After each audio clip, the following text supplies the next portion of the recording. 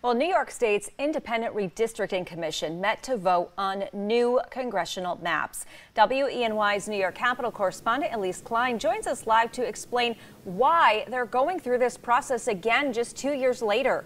Good evening, Elise. Renata, good evening. It's important to note here the Independent Commission has a long history with this issue, but they are hopeful these new maps will be approved in the next steps of the process.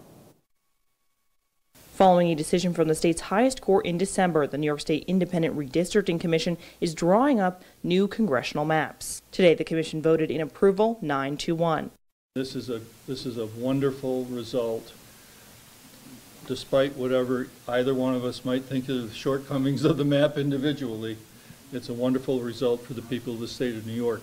Vice Chair Nesbitt also says the map is more than 90% similar to the current one. There are 16 changes to the maps out of the 26 congressional districts, the biggest changes appearing to be in District 22 in central New York. When one change is made, it drives changes elsewhere, and you can see that in this map.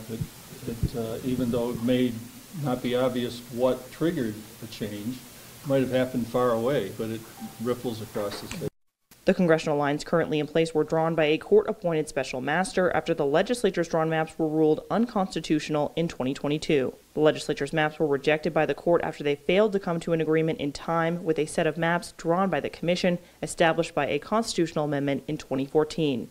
A long process in the making, the commission chair says it was worth it.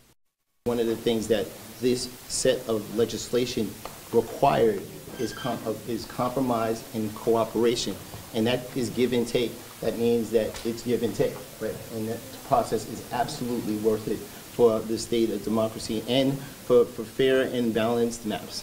After the vote today, the new maps now go to the legislature for approval.